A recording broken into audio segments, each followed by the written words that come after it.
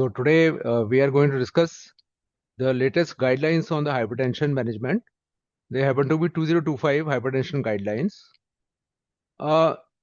The major changes I'll be discussing about what important changes have been made during these guidelines.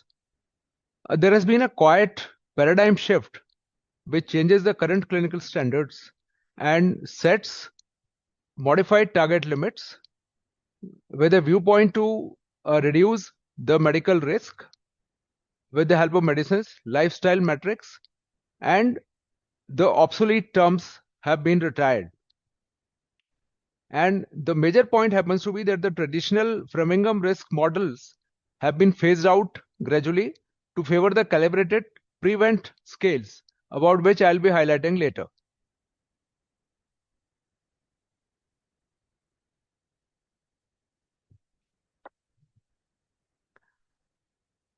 What the actual systolic and the diastolic threshold boundaries were set in the guidelines given in 2017, they more or less remain the same, except that the requirements for the diagnostics have become substantially stricter.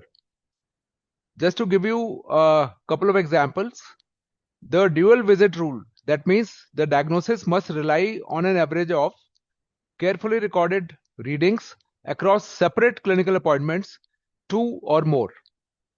That has become mandatory before we start the patient on the treatment for hypertension. And smartwatch restrictions. There has been a trend for wearables and cuffless diagnostic devices, which, as even in these guidelines as late as 2025, remains unrecommended. And according to these guidelines, there is no additional benefit of these wearables. So basically, the accuracy happens to be the key of these guidelines.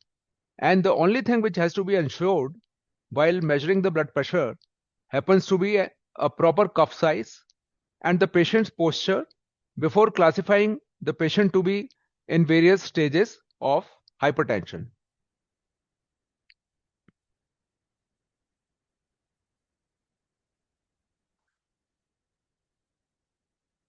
Other thing which has occurred with these guidelines is that the treatment implementation has been simplified and there has been a uniform treatment goal of a target systolic blood pressure of less than 130 and or diastolic blood pressure of less than 80 has been made almost for all confirmed hypertensive adults. And other thing which I highlighted was that the prevent replaces the PCE. That means it additionally incorporates the social determinants of the health and kidney function existing as during the visit for a higher and a better accuracy and to capture all the cardiovascular disease risk factors for decades or probably higher than that. And the intensive targets for adults who are holding the elevated cardiovascular risk profile has been set further to a stricter goal of a SBP or a systolic blood pressure of less than 120 millimeters of mercury, provided the patient does not have any symptoms on account of that.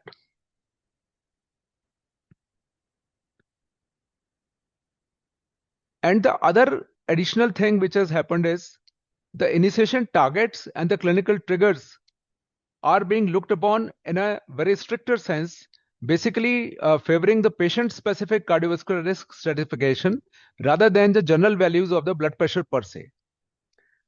The patients with established diabetes, chronic kidney disease, or a prevent score now trigger immediate medication depending on the systolic blood pressure or diastolic blood pressure rather than the blood pressure level alone. And an absolute ceiling, that means a clinical threshold of 140 by 90 millimeters of mercury, represents a line that no patient should stay above this limit without treatment. And again, the target becomes the blood pressure target of less than 130 and the diastolic being less than 80. So this is just to ensure that no cardiovascular disease but high risk criteria lowers the treatment triggers and potentially protecting the vulnerable cardiovascular patients.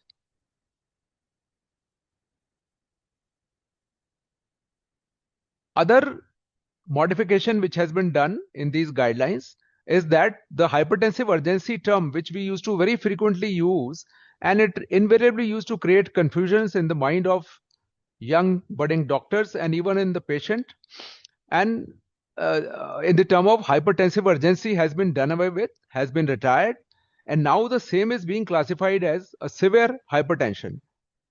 That means a blood pressure of more than 180 by 120 with no target organ damage is now being labeled as severe hypertension instead of the previous term hypertensive urgency. And the reason behind that is that the patients having severe hypertension are being encouraged to get managed on an OPD basis without going into the IV medication.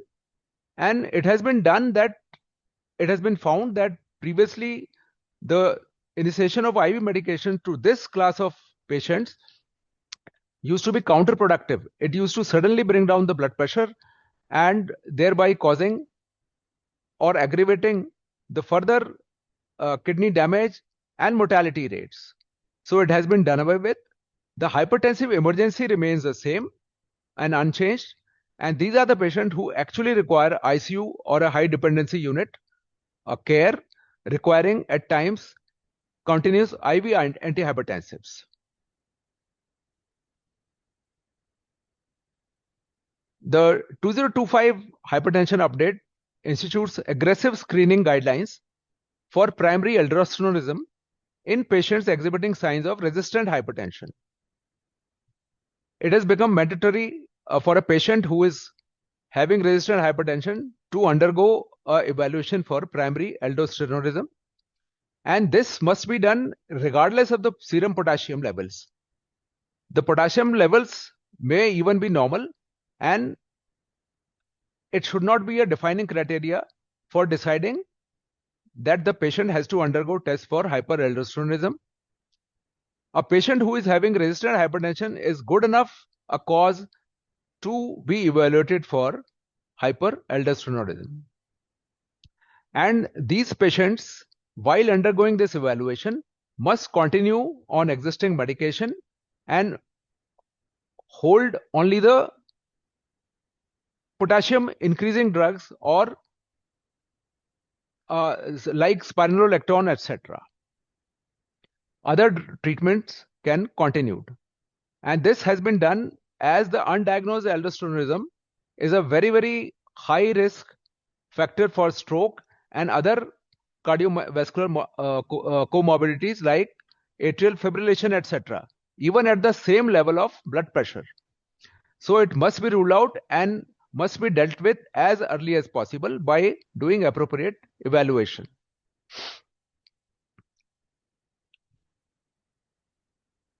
So these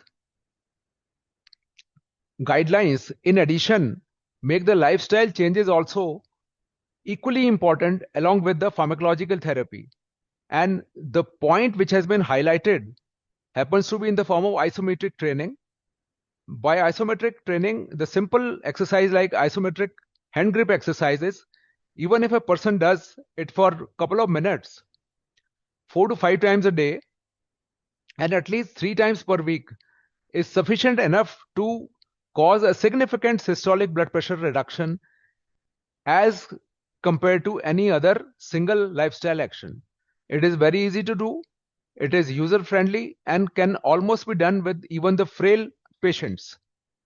And the other things which have been instituted are various types of diets, instituting sodium restriction, salt substitutes which have more content of the potassium in it as compared to the sodium, DASH eating pattern, weight loss has been emphasized with every 10 kgs of weight loss or 10% of weight loss, there is a reduction, significant reduction in the systolic blood pressure. And the aerobic cardio strengthening exercises have been emphasized.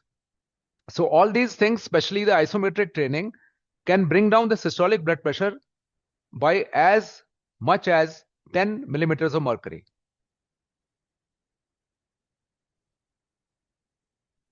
So just to summarize the important points which have been highlighted in the 2025 hypertension guidelines is that a universal target of a systolic blood pressure of 130 by less than 130 and a diastolic blood pressure of less than 80 has been set for almost all clinical patient populations. The PREVENT replaces PCE, which gives rise to improved calibrated cardiovascular disease estimation, also integrating kidney parameters in addition and social determinants of health, which was not the case previously. And the urgency paradigm in the form of hypertensive urgency has been done away with, and it has been replaced by severe hypertension with an emphasis for an outpatient care and avoiding the inpatient IV medication, which has proven to be detrimental. And a patient who is having severe resistant hypertension must undergo screening for aldosteronism in an aggressive manner and as early as possible, regardless of the serum potassium, which may even be at normal levels. Thank you.